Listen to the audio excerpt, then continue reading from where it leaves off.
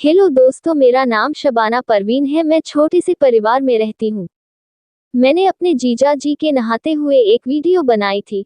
उस वीडियो के बारे में मेरे जीजा जी को नहीं पता था। उस वीडियो को रात को सोते वक्त में देख रही थी। जब भी मैं अपने जीजा जी के 9 इंच के हथियार को देखती तो मैं इसके बारे में सोचती तो मेरा जिस्म कांप जाता था। मेरे अंदर एक अजीब सी हलचल शुरू हो जाती थी। मैं अपने आप को शांत करने की कोशिश करती, लेकिन ऐसा हो नहीं पाता था। वह बात मेरे मन से निकलती ही नहीं थी। कितनी भी कोशिश करती पर मुझसे रहा नहीं जाता था कि कब मैं अपने जीजा जी के साथ फिजिकल हो जाऊं, ताकि उनके 9 इंच के हथियार को अपने अंदर ले सकूं, ताकि मैं अपनी छटपटाती जवानी का पूरी रात मजा ले सकूं और अपने मन को शांत कर सकूं, क्योंकि मेरी शादी में अभी बहुत समय था।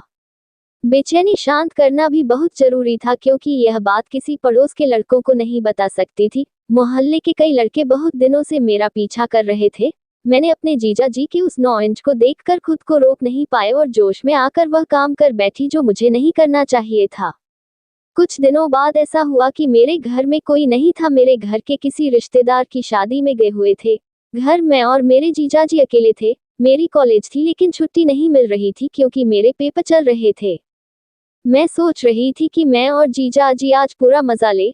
उस दिन पेपर देकर मैं जल्दी घर वापस आ गई, लेकिन जीजा जी को भी दुकान पर बहुत काम था, इसलिए वे घर पर ही रुक गए। अब हम दोनों साली जीजा घर पर अकेले थे। जीजा जी की एक गर्लफ्रेंड थी जिसका नाम राबिया था। जीजा जी ने राबिया को बताया था कि घर वाले सब जा चुके हैं। तुम अपने घर बता दो कि आज पार्टी में जा रही हूँ और शाम होते ही मेरे घर आ जाओ। मैं इस समय अपनी सहेली के पास उसके घर चली गई थी, क्योंकि मैंने जो वीडियो बनाया था उसमें जीजा जी के 9 इंच को देखकर मेरे मन में बेचैनी हो रही थी। मेरा कोई बॉयफ्रेंड भी नहीं था। मैंने अपनी सहेली प्रीति से इस बारे में बात की कि मेरे मन में बेचैनी हो रही है। उसने कहा अब तो शाम हो चुकी है, तुम आज रात यहीं रुक जाओ, कल सुबह मैं कुछ करूंगी। मैं उसकी बात मानकर रात उसके घर रुक गई। मैं और जीजा जी मेरे ही कमरे में कुछ देर बातें करते रहे। फिर मैं थक चुकी थी, इसलिए अपने बिस्तर पर सोने चली गई। मैं गहरी नींद में सो गई थी। मुझे नहीं पता था कि मेरे घर कोई और भी आया है। लगभग 1 घंटे बाद जब मैं उठी तो जीजा जी के कमरे से अजीब सी तेज आवाज आ रही थी। मैंने बिना कुछ सोचे जल्दी से जीजा जी के कमरे की ओर चल पड़ी। जैसे ही मैंने दरवाजा खोला, मैं देखकर हैरान रह गई, क्योंकि जीजा जी ने जोश में आकर दरवाजा बंद नहीं किया था। जीजा जी और राबिया एक दूसरे के साथ लगे हुए थे। जीजा जी का वो 9 इंच का हथियार मुझे दिखाई दे रहा था। उन्होंने लाइट बंद करना भूल गया था। मैंने पहले ही वीडियो में उनके 9 इंच के हथियार को देख लिया था, जो अब राबिया के अंदर था। यह मंजर बहुत अजीब था। मैं कई दिनों से उस हथियार को वीडियो में देख रही थी और आज सामने देखकर चौंक गई। जीजा जी ने राबिया के दोनों गोरे और बड़े गुलाब जामुन अपने हाथों में पकड़े हुए थे और धीरे धीरे उन्हें सहला रहे थे। वे दोनों इस कदर एक दूसरे से लिपटे और चिपके हुए थे कि उन्हें मेरी मौजूदगी का ना तो पता था, नहीं एहसास। मैं ये सब देखकर अपने आप को तरस रही थी। मुझे बहुत अच्छा लग रहा था। मैं फिर सुकून होकर देख रही थी। लगभग 15 मिनट तक जीजा जी ने राबिया के साथ पूरा खेल किया। जैसे ही वे शांत हुए और राबिया आवाजें निकाल रही थी, मैं बेचैन होकर अपने आप में महसूस कर रही थी कि मेरी भी मन की इच्छा पूरी हो, लेकिन जीजा जी की थोड़ी लाज की वजह से मैं जल्दी अपने कमरे में भाग गई।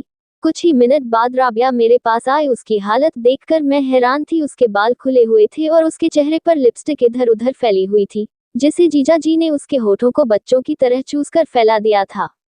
मैंने राबिया से पूछा, ये क्या हुआ है? तुमने अपनी क्या हालत बना रखी है? मुझे तुम्हारा जीजा जी छोटा बच्चा समझता है। ये कहकर राबिया ने सुबह होते ही अपनी हालत दुरुस्त की और अपने घर चली गई।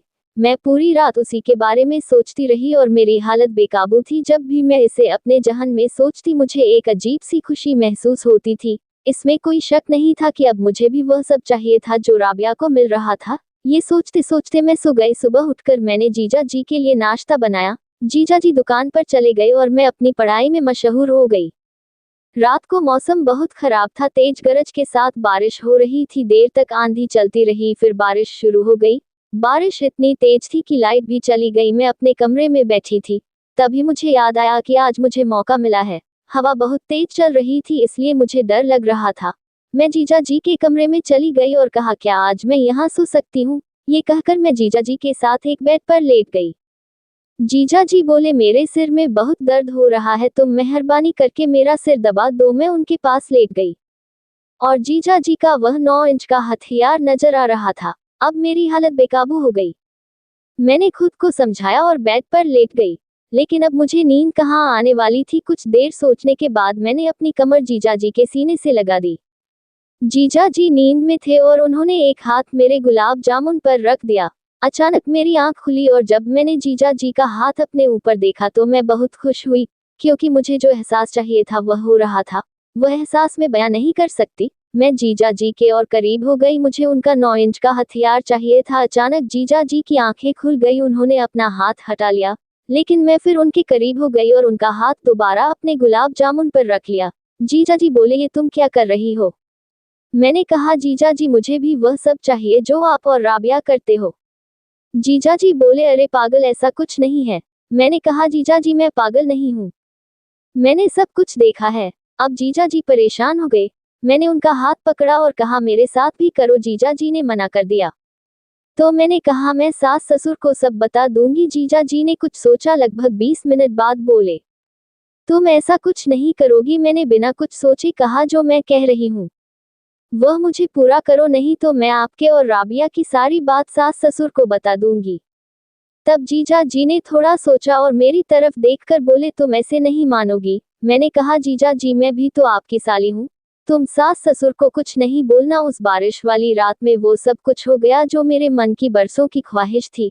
अब मैं और जीजा जी दोनों सुकून में थे और सो गए। सुबह मैंने जीजा जी से कहा, जीजा जी कोई दिक्कत तो नहीं है? वो बोले, तुम सास ससुर को कुछ नहीं बताओगी? वो रात मेरी जिंदगी की यादगार रात थी, क्योंकि वह मेरे जीजा जी थे, वरना यह खेल मैं नहीं खेल सकती थी। इस तरह मैंने 9 इंच का मजा ले लिया।